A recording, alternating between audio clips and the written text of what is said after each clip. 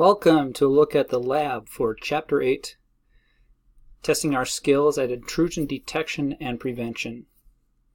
In Chapter 8 of the book, Network Intrusion Detection and Prevention Systems, the lab is to have us install Ubuntu.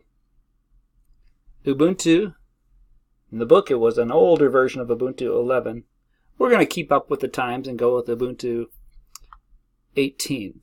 Although 19.10 is available, we're going to go with 18 because they don't have a long-term support version yet. And here I am logged in using the vSphere client into our server here in the lab. And I've gone to the main server, click the configuration tab, and underneath storage here I can view storage, and I see that we have 400 gigabytes left. I always got to keep a watch on that. It's easy to use up your disk space when you're running virtual machines. I can right click and browse that data store. And we have made a folder here called ISO containing the ISOs of various versions. And if I list them by name, I can see Ubuntu, various versions down here, and there's the 18.04 that we're going to use. We could probably get rid of some of these older versions and save ourselves a few gigabytes of space. But that's the one I'm going to be using. So let's go ahead and start a new VM. I'm going to come back here and I'm going to create a VM inside of my little resource pool here. I'm going to right click New Virtual Machine. And I'm going to create a typical Ubuntu 18.04, and I'll add my course name cis282 fall 19 FA19. Going to reside on that only data store we have. It is a Linux version, and I'll come down here and choose the options for Ubuntu Linux 64-bit. I'll go with the standard options there. Make sure I pick the right NIC here. It's going to be IV, I believe it's VM network. We'll find out when we start running whether I have the right one. It seems like a decent size, unless I'm doing a lot of work. I don't want to use up that disk space. And I'm going to mount the ISO, so I'm going to make sure to edit before I complete this. Come to the selection of my CD, and instead of the client device, I'm going to click that data store and browse to that ISO folder in the data store, ISO, and I'll sort by name, and there is Ubuntu. Sorting reverse by name, that's going to be my ISO.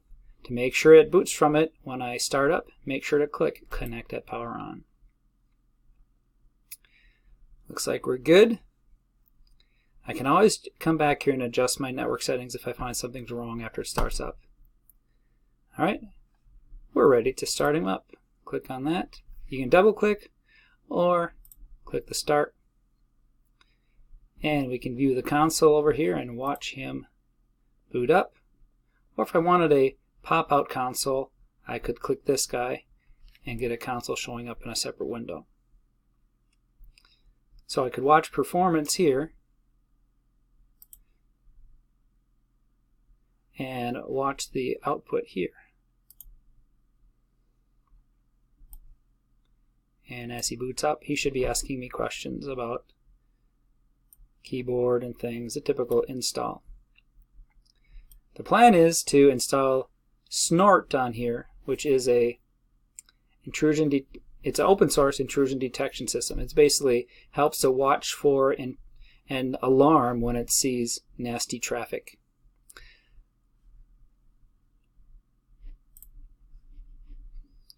We're going to do the install right away, capturing my mouse. The mouse is doing goofy things there. And I'll continue. Most of the default settings should be okay. Normal installation. Yeah, I guess I'll do that, because normally when you do install something like snort, you'll do an apt update. This will basically do it for us as soon as it does the install.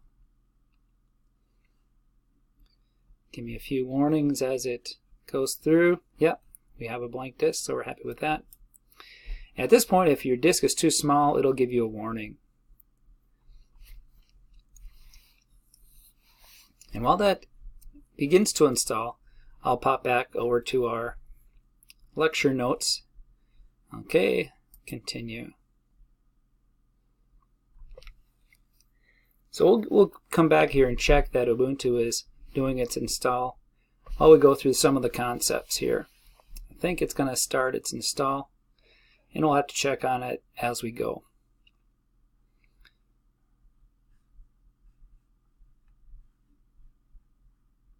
And the reason it's doing this is because I had told it connect at power on. All right. Yeah, it detects I'm guessing my network must be working okay, because it's detecting the correct time zone. Trying to get that click to go through. I think it's taking it. Not sure what's going on there.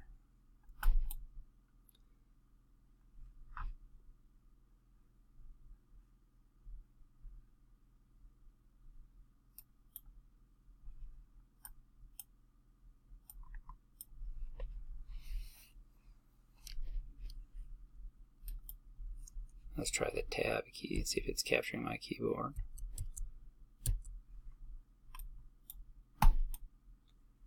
Boy, it was working okay. Come on, mouse.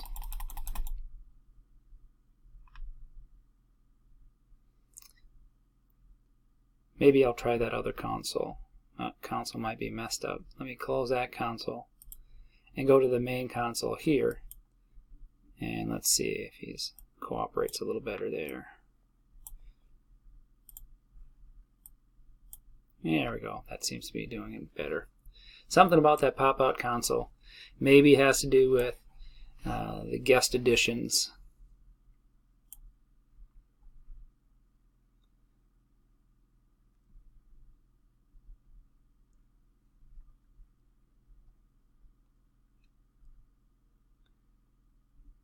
I'll come back to here.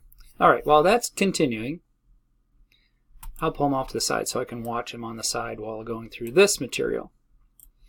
Okay, this chapter is about network defense, countermeasures, intrusion detection, and prevention. The detection is easier than prevention. Neither are easy to do. Neither are easy. In order to detect, we've got to have some components on our network, basically watching traffic. And we want to be familiar with what those components are, what they are named, and what our options are when we want to implement some kind of detection prevention system. The steps we need to take to actually detect, having to do with signatures. It's very much like antivirus detection, but I would say it's with antivirus, your typical antivirus is watching for files that get saved in your system. Anytime a file appears in your system, it watches for that and scans the file. You're downloading a file, it will check. You do have firewalls that watch the traffic coming into your system, but an intrusion detection is more detecting everything coming in on the network. It's not just a particular system, it's the entire network, and that's a little bit more of a task because you've got a lot of work to do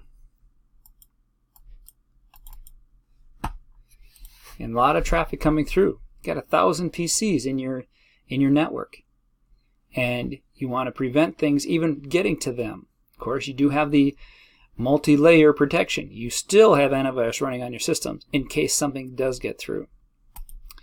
All right, as we talk about intrusion detection, we want to make sure we know what we're talking about. Unauthorized access, typically coming in from the outside, but it's not always that way. It may be coming from another network that has been compromised. Your typical attacker will find the weak point, and then from inside the weak, once they get into through a weak point, they want to get to the rest of the network. So it's coming from inside as well. You've got to have it in more than one place because it can come in from many directions. And you've got to have some kind of response. Ideally, the response is you never let it through in the first place. That's the prevention. But you can't predict, and something you got to plan that something will get through, that you detect at least that it's gotten through, and have an automated response, ideally, that automatically kicks off and essentially prevents it. But another type of response is, hey, it's detected something suspicious. Rather than shutting down the network, let's start logging so we can track what's happening and alarm our sysadmins so they can respond. But typically these things get in so fast that you have to have an automated response of some sort. So here's our general outline of a typical intrusion detection, where we have a remote user over a VPN through our firewall into our system, sharing our information. Another remote user over a leased line, more dedicated line. Another dedicated line to a branch office. Our firewall typically is doing the intrusion prevention. There's firewall rules saying, hey, I don't like that packet. That looks like a bad packet. It's coming from somewhere else on the internet, not this guy. Don't let him through. Preventing things through with firewall rules. If the rules aren't all in place, we have to let the users here get to the internet. They decide to go to a bad site that has some malware. The intrusion detection and ultimately prevention system is watching that traffic. In this case, it looks like it's not in line where the traffic is all passing through, but it's sniffing, monitoring all the traffic. And if it sees something bad coming through, it alarms, perhaps even tells the firewall, hey, I've seen something, watch for this address or this signature coming through, and it will automatically turn the firewall on to be blocking that traffic.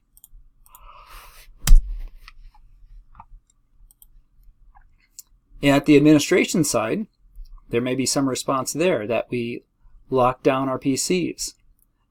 We freeze the important files as we've detected something happening. The antivirus here kicks in and blocks access to anything until we've decided what we should be letting through.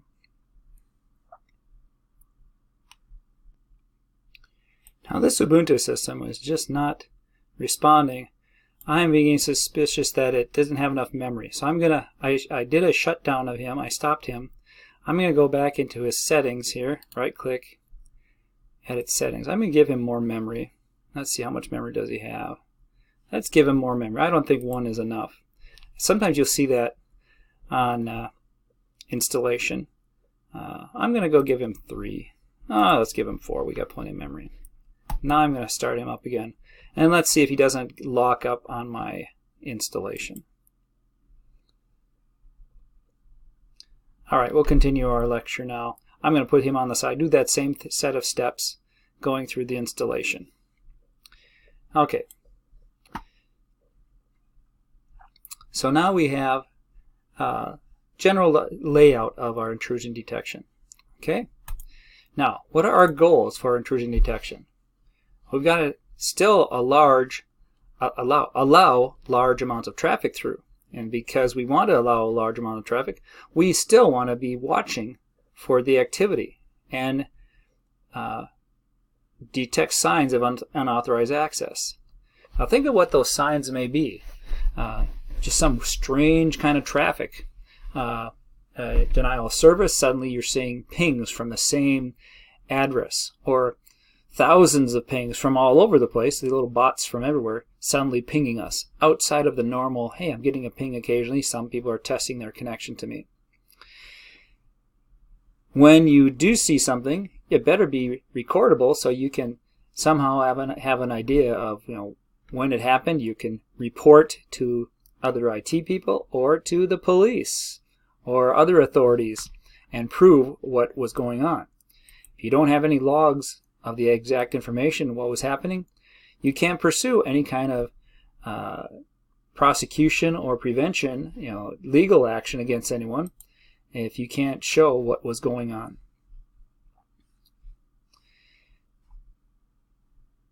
That has to be admissible in court. Because things can happen so quickly, you've got to respond immediately. Sometimes that means the system does something and sends an alarm over text message to your sysadmin, and they decide how to respond. Hopefully, the system has already locked things down, and sysadmin is coming in and carefully going through things and turning things back on before everyone else is calling, asking why can't they get their email. So you've got to find the track that the hackers or the attackers are coming through and lock that down without preventing all your users. Because the most protected system is everything's turned off. Well, that's not usable by everyone. Alright, my Ubuntu system was still having trouble. So I went back and under settings I actually deleted the hard drive and created a new, and I removed the hard drive and created a new one. I added a new one, and now I'm starting over because even though I gave it more memory, when I restarted it, it just hung on a black screen. So I'm going through that install again here. And I'll put that over here. Okay, so here's the things our IPS needs to do. IDPS. Alright, so one way of detecting or preventing is the use of profiles to baseline your normal traffic. So you have everyone run, you maybe watch the traffic for a week, you have your firewall open, you watch the normal traffic, what you consider normal, and then you save that information in a database of some sort. And getting that system going there. I think it was the memory thing. Alright, now I'm letting that install continue. And then as you're running, you compare how the traffic now looks like according to your normal profile. Like, you get 10 pings a minute. You have this level, you're getting 10 gigabytes per hour of download and 5 gigabytes per hour upload. Some numbers and various statistics. These particular websites are the most common websites. And you can't be stuck on that because your people aren't always going to be doing the exact same thing. But general behavior. And then you somehow have to classify what an anomaly is. If you're doing it wrong, you got two problems. You can either be detecting everything and marking everything as false positives, and your log files are full of all sorts of messages, and you don't have time to read through them all. You have to start filtering out those actual anomalies, letting things through that shouldn't have been let through. And this is something that if you're only monitoring it manually and not getting automated updates of your signatures, you'll be constantly spending your time reading through log files looking for false positives. Hearing back from users, hey, how come my antivirus kicked in? You're supposed to be stopping that. You had a false negative. This is what you do want to happen. You let through the truly legitimate traffic, and you catch the legitimately bad traffic. That's the ideal situation, but doesn't always work that way. When you do detect something, you trigger an alarm based on signatures. Now remember, signatures could be the actual traffic signature, but that's getting harder to do as people more and more are using encrypted traffic. You can't read the traffic and say, here's what was in the data because it's encrypted, but you can say data from that location with this profile of traffic or interaction. Remember, although it's encrypted, you can see packets in, packets out, and if you know an attack was happening, well, that's any traffic that was happening at that time is a suspicious traffic. Well, you still have to have some sort of network signature. There's other data that's in the packets, even though the data is encrypted. You still have packet information that perhaps can help, but it is getting more difficult with encryption going through. HTTPS has made it a lot harder to just say, hey, we're blocking a particular site, because the name of the site is encrypted, or the page on the site's encrypted, and all you have to go by is the IP destination. And remember, that IP is a firewall somewhere else. The actual host is behind a firewall. So it's a job that gets difficult every day, more difficult every day. So you've got to depend on the research gathered by everyone to know what data looks like that needs to be stopped, and signatures of the data, of the bad stuff. Okay, let's look at the anomaly detection. If you've got a profile, it's hard to know what's going to trigger an alarm. You can't test it, and the attacker can't test it. But that also means that you don't know for sure, and you've got to configure it for attacks. IDPS keeps up with changes, but that monitoring and making sure you're introducing false positives or false negatives, you've got to be monitoring that.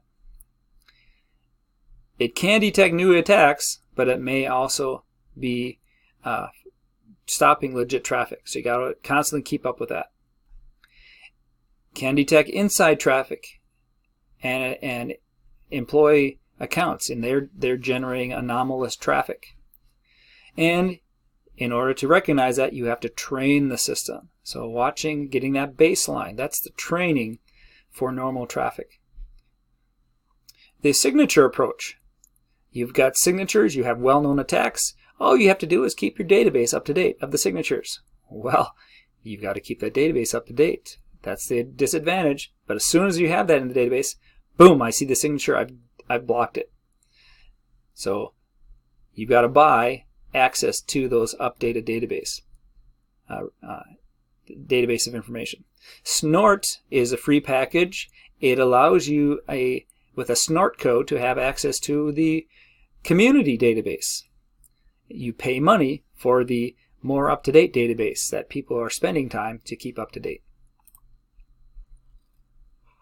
Some other advantages of the signature: you catch it immediately as soon as you've updated your database, but that database may not have the latest. You got to pay for the latest. It's easier to understand. It's, hey, here's the signature. Do we have it in our list? Rather than, oh, have we trained it? And is that anomaly? What's going on with the anomaly? What does it mean that it's detected?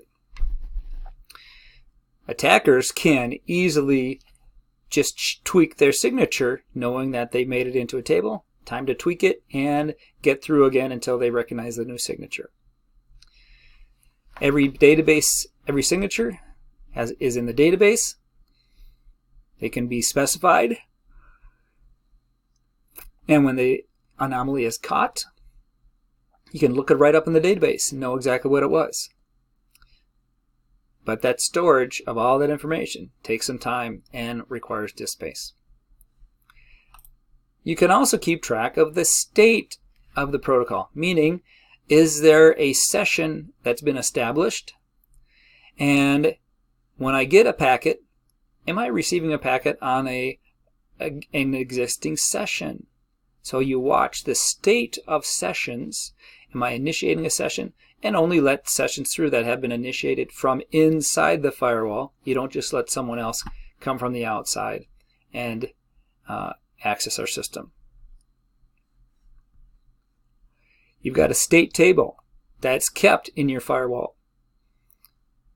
keep track of what the communication is between me and your company and them, and you keep track of the state of those connections. A socket is often referred to. You have a session and you have sockets, and how that socket life is maintained, you watch for that. And if you have an attack going, you see what sessions were active at the point of attack, and those sessions are then all suspects until you figure out what was the actual attack. That's the event horizon.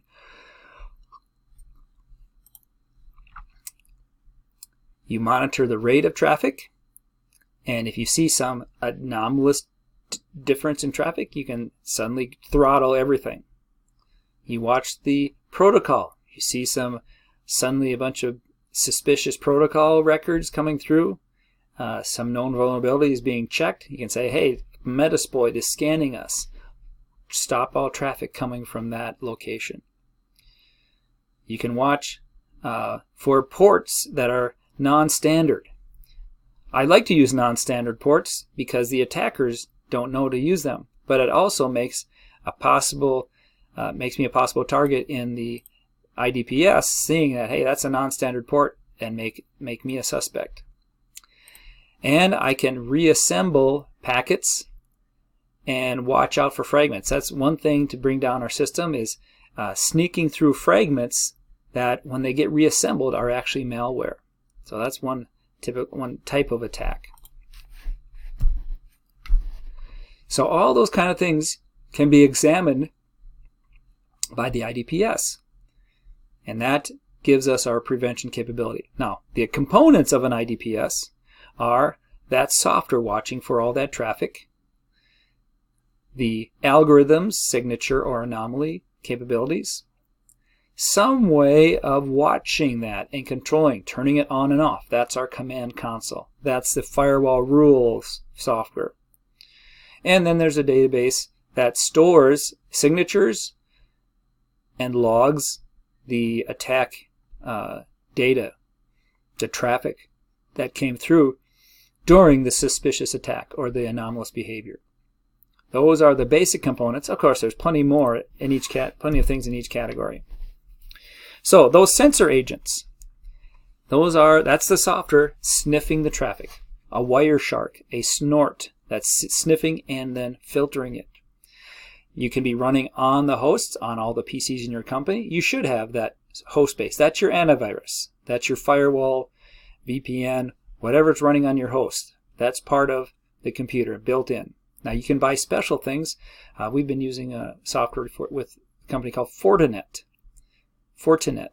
and it has software that installs on the hosts, and they offer appliances, both virtual machine-based and hardware appliances. You put them on the network, watching the traffic as it goes to your hosts.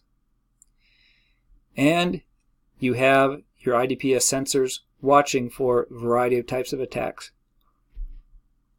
Single session or multiple session. Now, you strategically place your sensors on your network. And just for a little break here, our Ubuntu system has now completed the install. I gave it 4 gigs of memory, and now I'm going to, before I restart, I think it'll tell me to remove the disk. I'm going to make sure that in his settings here, there it is. He told me to remove the disk. The way I remove it is I go to that CD/DVD and turn it back to client device. And then I click OK. That's effectively removing it. Now I can come back to my system, press enter, and now it will reboot and should have Ubuntu installed. Control Alt. I see down here my Control Alt. Control Alt takes my frees my mouse from being captured in that window. All right, so we'll let him continue the reboot, and then we'll let him do his system update as he starts up. Then I'll come in and install Snort. Okay, so we got our various devices. I think we have a diagram coming up here showing us the strategic locations of our sensors. Remember, that can be software or hardware.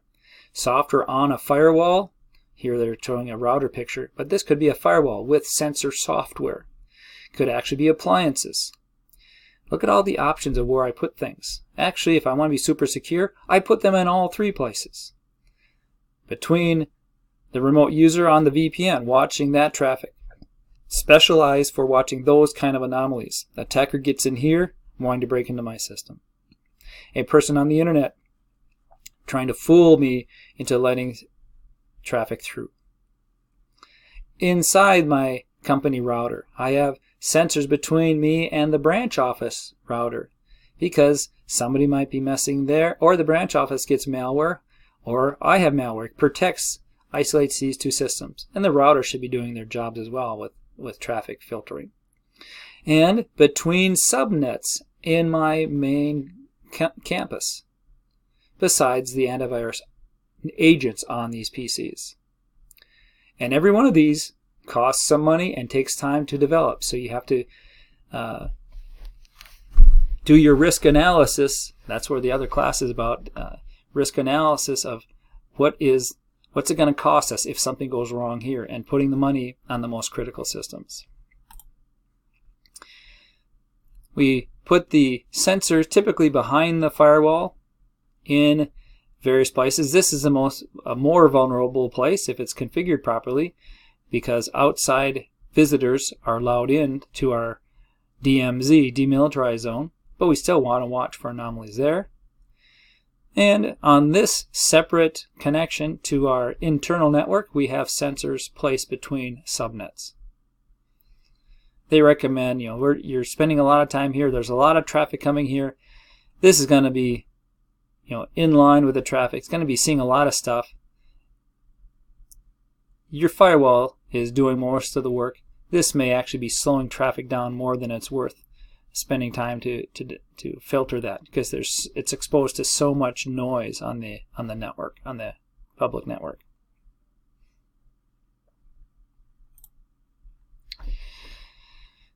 Remember that the ways of filtering, we have white lists or black lists.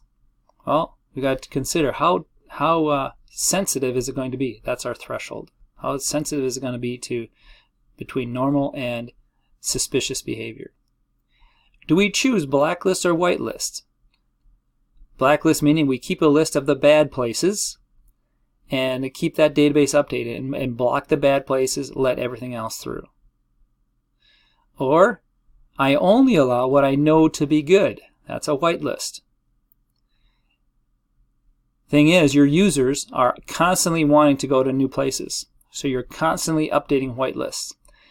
The lazy people let everything through and just start blocking what they know to be bad.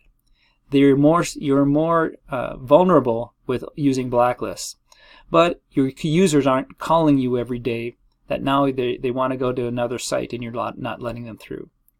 If you want to be secure, you do whitelists, and you put up with the constant I need new sites and updating your whitelist. And those whitelists will grow, and of course you may get a bad entry in your whitelist. You might put a bad thing there, but you're still less likely. Here you're letting everything through until you find out it's bad. So this is, I detect when it's bad and then update the list, having possibly let something through. You decide what you do. When you alert, do you lock everything up immediately, or do you send a message and throttle some traffic and block specific sites that look suspicious? And how much do you log? Your log files can get huge if you log everything. I'm going to go over here now. It looks like my Ubuntu has fired up. I'm going to log in and check to see that it's updated. I'm going to log in.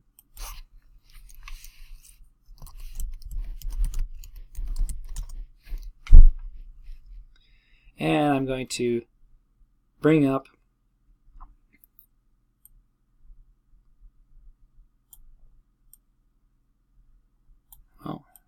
something should come up. It's coming in a little slowly here. I think forget where the menu shows up. Here we go.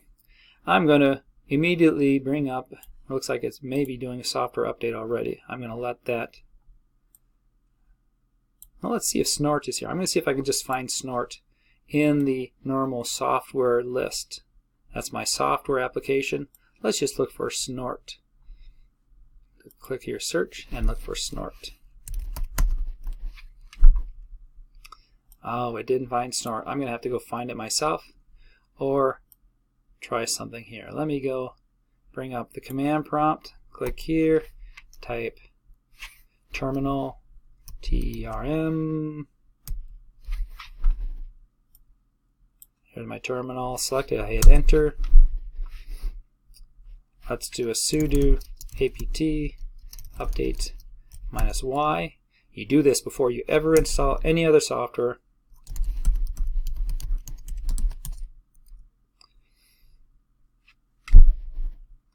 Once that update is done, then if it shows that you need a lot of updates, I'll probably do an I'll just do snort. I'm not going to do the upgrade yet. I just want to make sure I can get snort.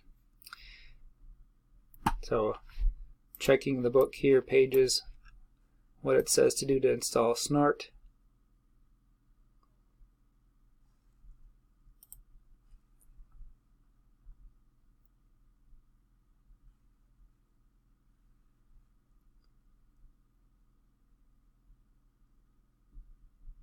Yeah, I didn't find snort. Let's see if I can do it with this. Sudo apt install snort. Oh, the system is doing a background update. I'm going to let that finish. When you see this lock message, that means the machine, which is typical of Ubuntu newer versions, it automatically starts doing updates. And when you see that lock, that means something is already running an upgrade. So I'm going to let that run and come back and try that again. Okay, so back to here. We got whitelists and blacklists. When something is detected, do you reset all your network connections? Or do you just log what happened? You let the administrator decide, what do I do? If you're getting a lot of hits, you let the administrator come and make the decision. That's a dangerous thing because attackers will know. Let's distract the administrator with one attack. While they're worrying about that, we'll come in from another way. So hopefully you have someone on call that if you do start getting hits, they can call for help so attacker doesn't overwhelm one poor administrator that's stuck fixing one computer and they're continuing an attack somewhere. If we want to do some prevention, we might want to simulate the traffic, disabling prevention capabilities, but maybe log what's going through, and then turn on the prevention back on to see what were we preventing stuff. So you simulate that you are, reporting things that you're watching get through. Then you go through those logs and see, are we blocking things with our current settings? The console gives you a traffic graph and an attack graph of various vulnerabilities, high, medium, low damage to our system, keeping track of the software and the other devices in the network that are detecting. And all it's doing, because this can be a heavy load, all it's doing is only running that. You don't have it running other things. And this is the danger of a firewall like pfSense. You can install snort and other software right on the firewall. That poor firewall may be slowing down all the traffic. So you either pay for a faster machine to run your pfSense or for a secondary device that's running the IDPS.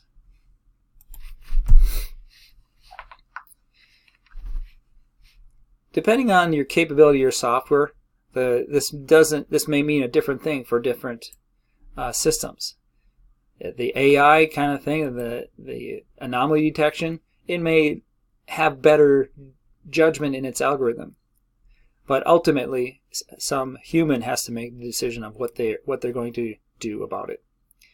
As we get faster systems and more data, this may become computers programmed to defend other attacking computers that are building up their attacks, and you have to have an AI type thing protecting your system.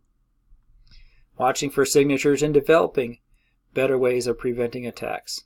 But still, ultimately, and even if it's an AI system that's attempting to simulate judgment, still somebody has to come in and confirm, is the false positives at an acceptable level or false negatives at an acceptable level.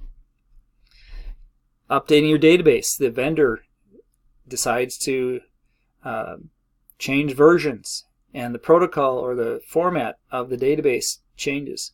That's what an sysadmin has to come through and update their software.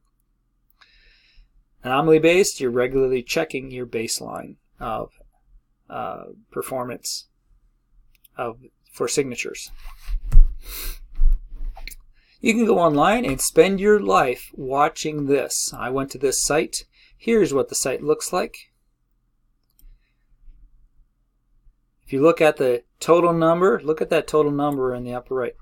Page 1 of 3,411 pages. And this list of vendors is huge. I mean, this whole page hasn't even got to letter A yet. And if I page down through this, I can page forever all the vendors. Look at all those vendors that are listed here. And it appears to be fairly up to date. I mean, we're seeing July 26th. I'm not sure what happened at the end of July. If this only shows 2 months, unless you pay for it, you get a 2-month-old list. But a lot of information there. And that's fairly free. Let's just take a look at one.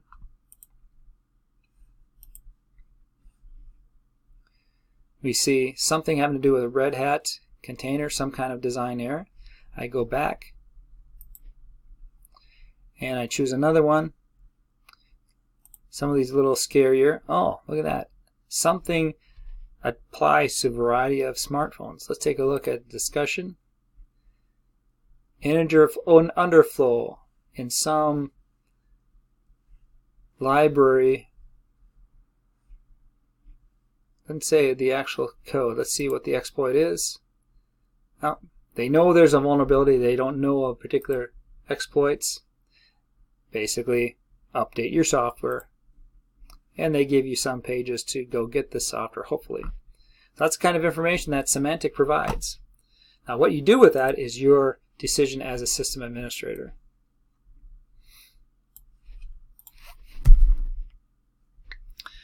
All right. You've got the network-based, that's watching the traffic, the host-based, firewalls, Windows Firewall, Windows Defender, and a combination, the hybrid. Network-based monitors your traffic going across your network. It can be hardware-based or virtual machines. You can actually get demos, virtual machines, from that Fortinet software vendor. They offer multiple type devices. And the control console as well is a separate device. And they actually have an academy to be trained on all their stuff because it's so complex. You put them in a variety of places, behind and between firewall and various network segments, the DMZ and other network segments. Inline sensors, that means data has to pass through it. That's inline. And you immediately block the traffic if you see something suspicious. That device, if it slows down, all the traffic slows down. Oh, here we can do a passive sensor instead. We watch the traffic. We're sniffing the traffic, not blocking it if we slow down because we're blasting through a huge amount of traffic. Possibly missing something, but not slowing down the legitimate traffic. We can watch for, we can set up a port on a switch that is doing what we call mirroring all the traffic through all the ports throughout that switch.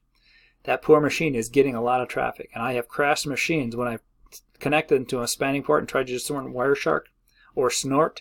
The machine just locked up because there was so much traffic it was trying to watch. A network tap, similar kind of thing, where I'm just repeating what's going on my network.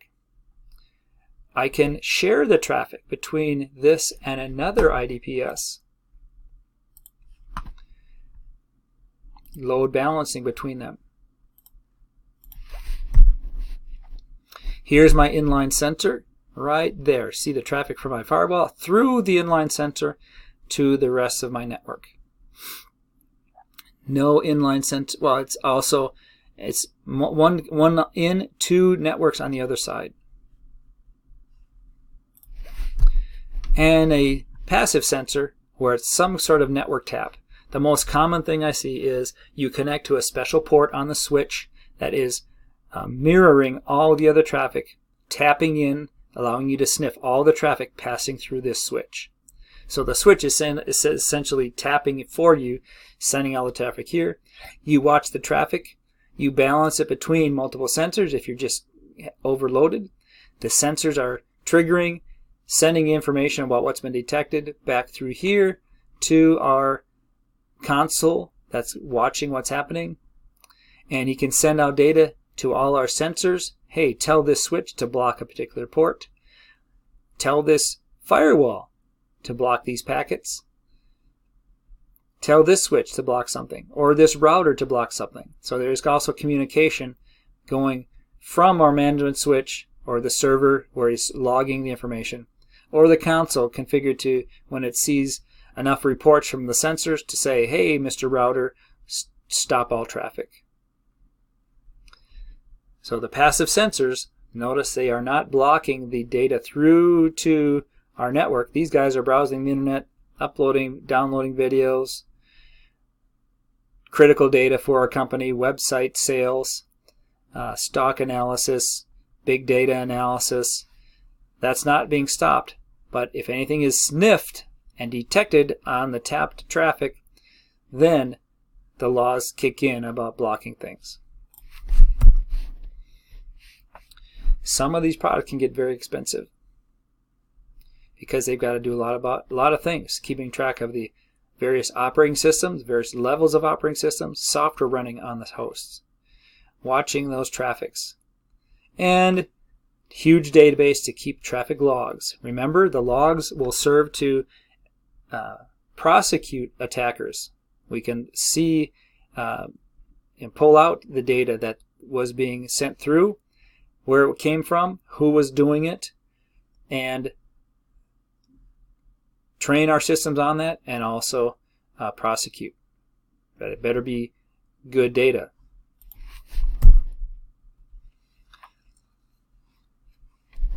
Things that the passive can do and just say, hey, stop the session, I'm seeing something happening. Inline, I can start saying, hey, I'm slowing down the traffic from that particular location.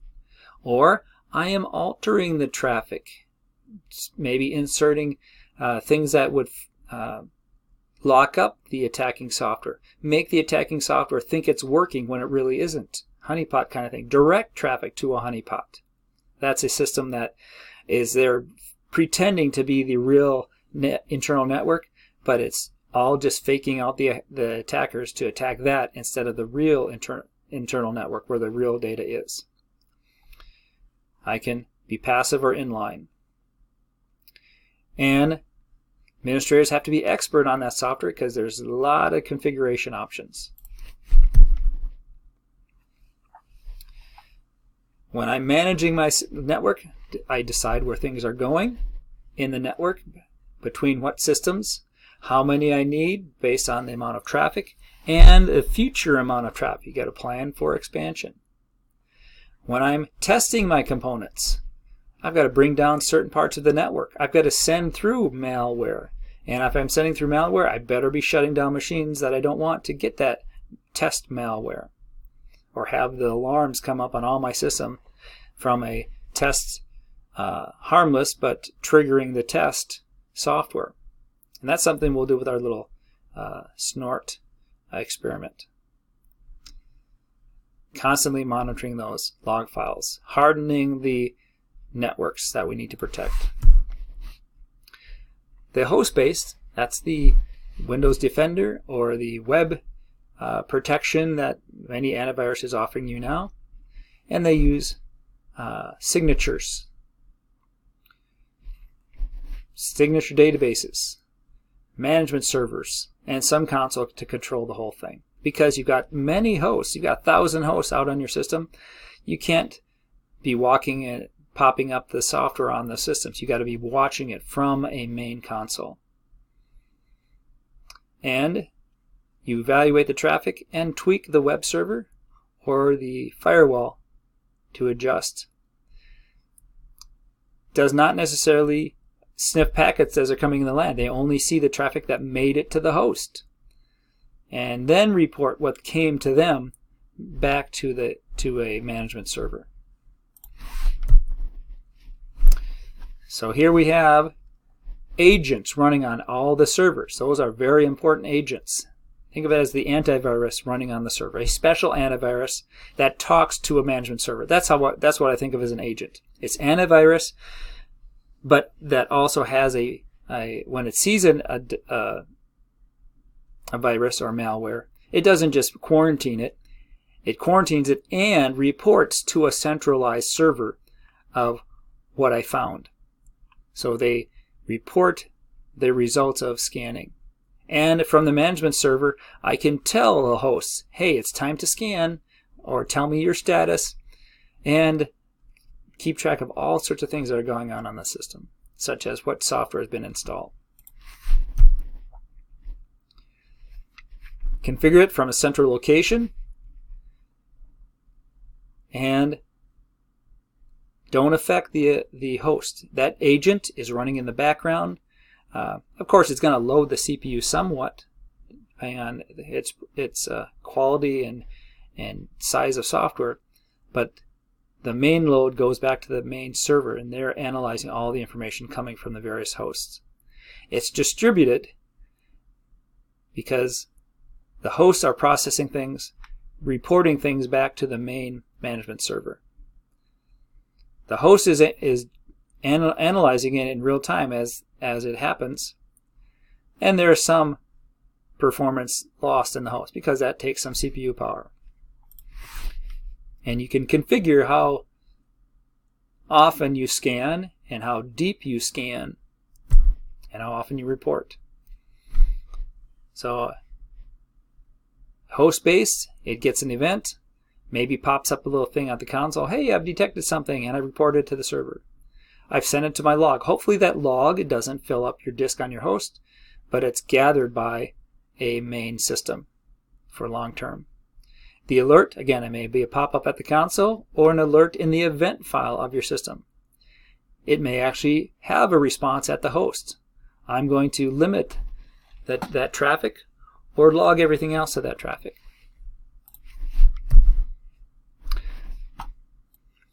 Okay, back on my Ubuntu system, I went and checked on that, and I was able to do the apt install snort after doing an apt update, and now look, it does find snort.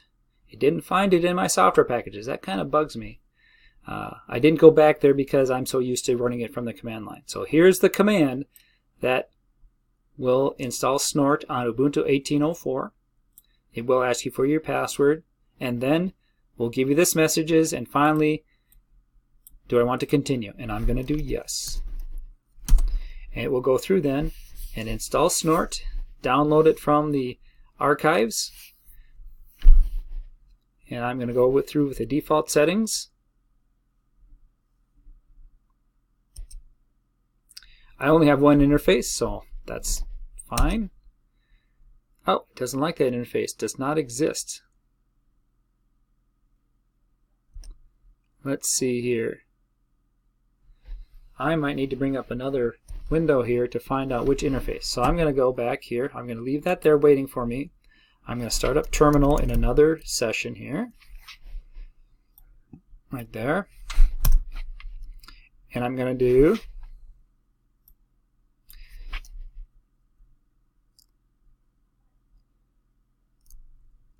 IP address,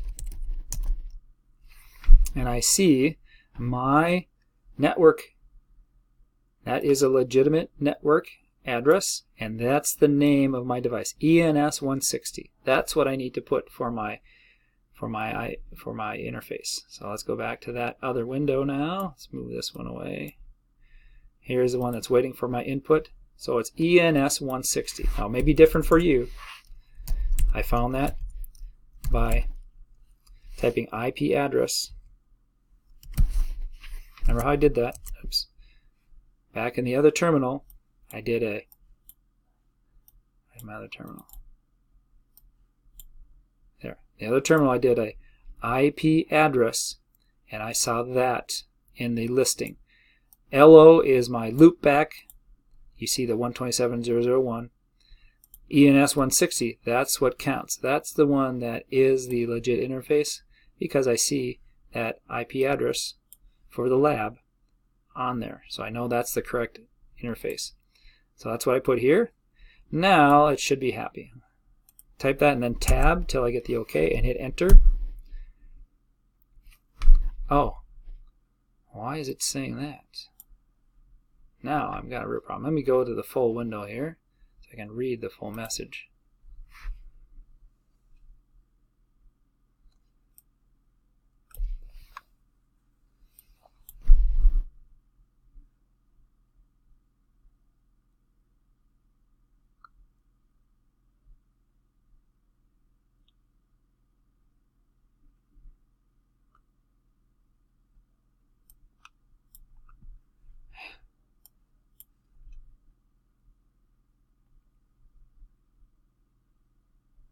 Can't resize that goofy window and read that message here. There we go. Oh, where's down? It's not happy about that. Come on. Oh, maybe let's go full screen. Did I type it wrong? Let's try that again.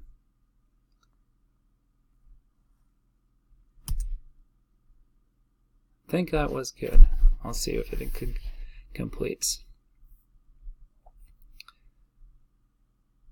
Configure snort. ENS160. I can also try that command. Let's just see if it will take. Oh, I had tab to the OK. Hit enter. ENS160 tab. Seemed happy with that time. I could have run that SB. Alright, so now looks like snort is installed. To actually run snort, I think I have to just do sudo snort. And it will do some processing. To stop snort, I can do Control C. Now right now snort is just monitoring all traffic. Probably not configured right. Let me exit, Control C. I'll come back to that. I'll go read through the lab and check what else they want me to do. But it looks like snort is installed, Ubuntu 18.04. What I'm going to do here, let's just see if I do a... No, I'm not going to do an upgrade. That's a little dangerous. I'm just going to see if snort will run here.